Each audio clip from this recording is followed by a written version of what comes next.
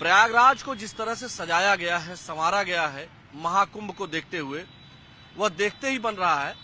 और यहाँ चूंकि कुछ बुजुर्ग भी बैठे हुए थे तो हमने सोचा कि इनसे बातचीत कर ली जाए।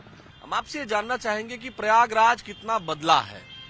प्रयागराज बहुत बदल गया है, इतना बदल गया है कि कोई बाहर से अब आता है, पुराने मित्र तो पहचान नहीं पाते कि हमारा घर कहाँ है, रास्ता ही भटक जाते हैं। क्योंकि पुराने मित्र जो प्रयागराज से बाहर चले गए हैं वो आते हैं तो पहचान ही नहीं पाते कि हम किधर से जाएं। इतना परिवर्तन हुआ है ये। और प्रयागराज महर्षि भरद्वाज ने ही बसाया है। अच्छा। हाँ, वो सबसे पहले प्रयाग में आए तो यहीं बस गए गंगा के तट पर, और ये संगम हुआ करता था। अच्छा, ये जो चौराहा दिख रहा है, हाँ, ये गंगा जमुना का संगम होता था। और श्रृंगबेरपुर से भगवान राम यहीं आए और यहीं आकर के भरद्वाज मुनि के आश्रम में गए थे।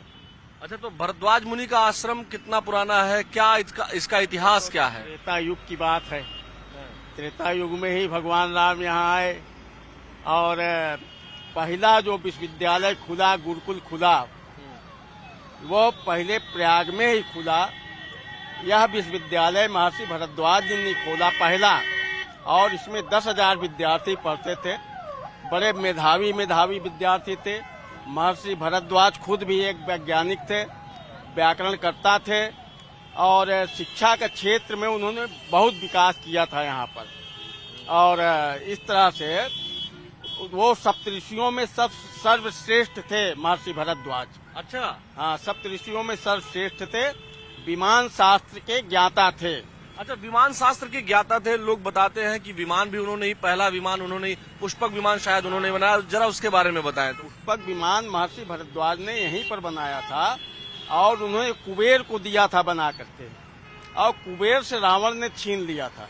अच्छा। हाँ, छीन करके कुबेर को बंदी बना दिया था रावण ने, जबकि कुबेर भाई ही था उनका, रावण का।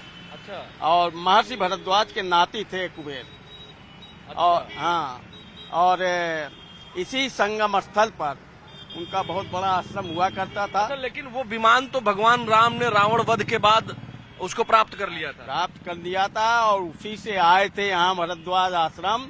उसी से फिर गए अयोध्या की ओर, उसी विमान से।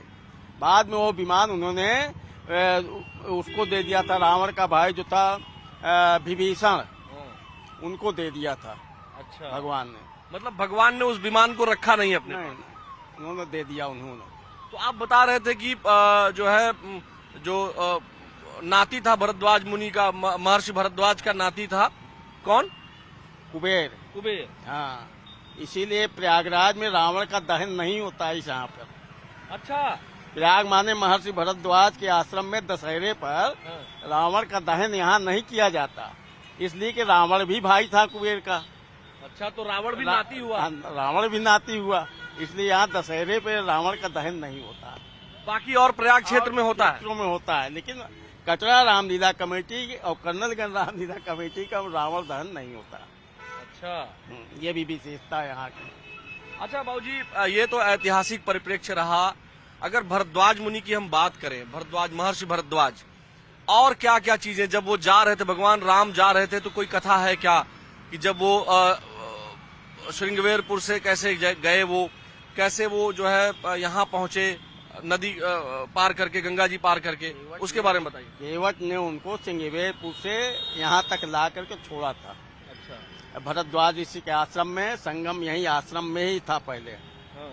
और उसके अकबर के आने के बाद वो बांध बनवा दिया, तब से संगम और गंगा जी उसी तरफ रह गई। अच्छा। और रावण चूंकि बहुत विद्वान भी था, ब्राह्मण था, भगवान राम ने आकर यहाँ यज्ञ किया था।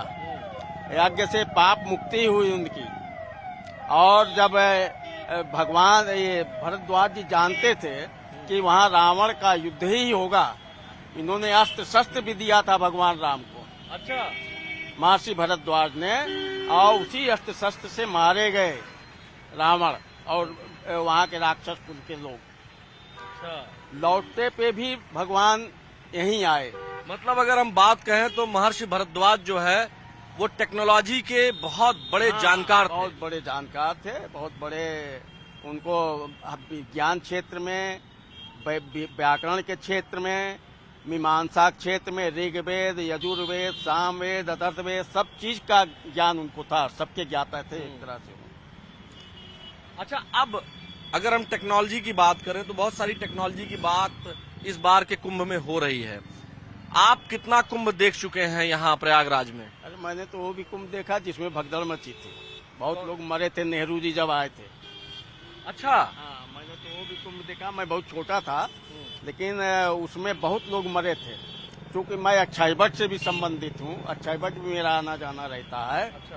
तो भीड़ भी मैंने देखा है, बहुत कुंभ देखा है हमने, माघ मेला देखा, कुंभ देखा। तो बहुत विकास हो गया भाई, हमने तो बहुत कुछ देखा। संगम क्षेत्र में जाने में दिक्कत होती थी, बालू ही बालू दिखाई देता था, पैर पानी जरा सा बरस जाए तो स्लिप कर जाता था, पैर स्लिप कर जाता तो लोग गिरते थे। लेकिन अब वो चीज नहीं है, अब तो इतना विकास हो रहा है। हम तो रात को जाते हैं घूमने, 10 बजे 9 बजे रात। अच्छा।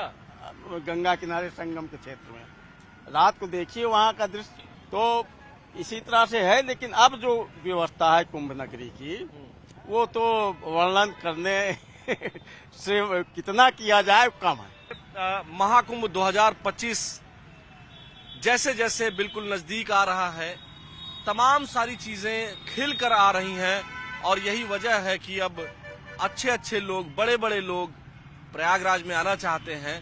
और प्रयागराज का अद्भुत इतिहास है, पौराणिक, आध्यात्मिक, सांस्कृतिक विरासत को समेटे हुए है प्रयागराज।